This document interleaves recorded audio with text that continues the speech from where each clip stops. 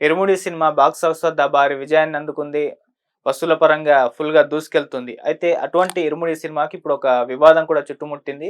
Government school teachers ఈ cinema మీద fire అవుతున్నట్టుగా తెలుస్తుంది. అసలు ఏంటి వివాదం తెలుసుకునే ప్రయత్నం చేద్దాం. ప్రెజెంట్ మనతో పాటు senior journalist doctor Durga Vadlamani గారు ఉన్నారు. వారిని అడిగి తెలుసుకుందాం. నమస్కారం మేడం. నమస్తే అండి.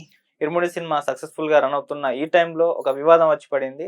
సో, ప్రభుత్వ స్కూల్ టీచర్స్ ఈ సినిమా మీద ఫైర్ అవుతున్నారని, కొన్ని సీన్స్ కట్ చేయాలని చెప్పేసి చెప్తున్నారు. ఏంటి మేడం ఈ వివాదం? ఉపాధ్యాయులు అడుగుతుంది సరైన విషయమేనే. హ్మ్. ఎందుకంటే వాళ్ళు అడుగుతున్న వాళ్ళ డిమాండ్ సక్రమమైంది. బికాజ్ సినిమా చాలా బాగా వెళ్ళింది, వెళ్తోంది. 4 రోజుల్లో 100 కోట్ల క్లబ్‌కి చేరింది. ఇవన్నీ సంతోషించదగ్గ పరిణామాలే. సినిమా మీద చాలా మంచి టాక్ వచ్చింది.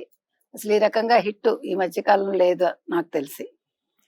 అయితే ఈ సినిమాలో వాడిన యూనిఫామ్ మీద టీచర్స్ అభ్యంతరం చెప్తున్నారు.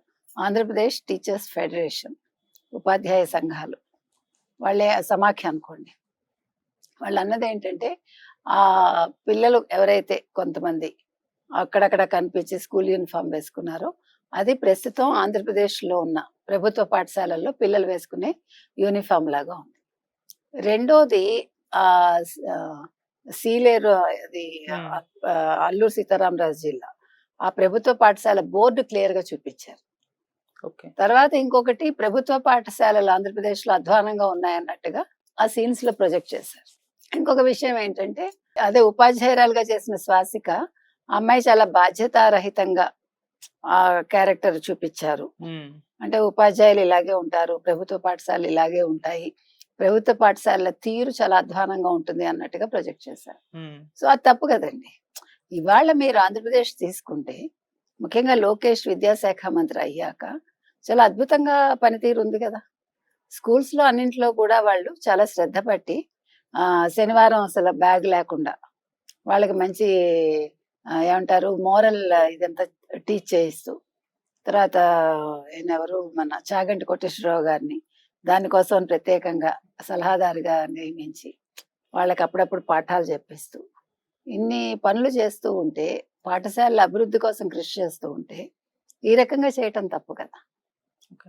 అందుకని వాళ్ళు ఆ బోర్డుని వాళ్ళు బ్లర్ చేయొచ్చు, మరి ఈ డ్రెస్ని ఏం చేస్తారు, తర్వాత ఆ టీచర్ని మరి బాధ్యత రాహిత్యంగా చూపించారు కాబట్టి అది ఏ రకంగా వాళ్ళు చూపిస్తారు.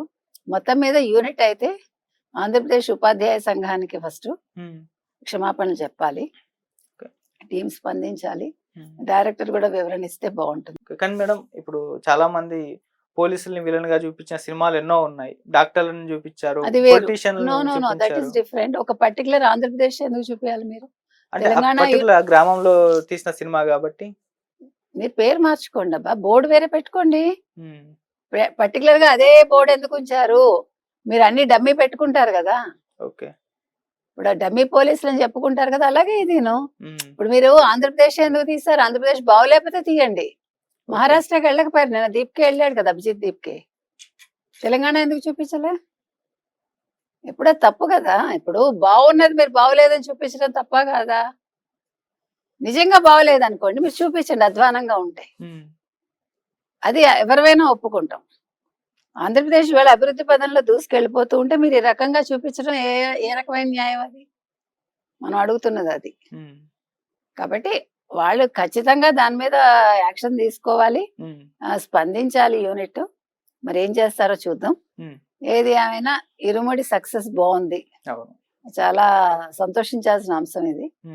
మరి టాక్సిక్ రిలీజ్ చేస్తా ఉంటున్నారు, మరి థియేటర్స్ వాళ్ళకు కూడా సగం ఇస్తా ఉంటున్నారు. అది మాత్రం అన్యాయం. ఒక డబ్బింగ్ సినిమాకి ఇచ్చి ఒక తెలుగు స్టేట్ సినిమాని తొక్కినట్టే అవుతుంది. దీని మీద వాళ్ళు ఆలోచించాలి, తెలుగు చిత్ర పరిశ్రమకు సంబంధించిన ప్రతి ఒక్కళ్ళు. ఇదే మనం చెప్తాం. Right madam, thank you so much.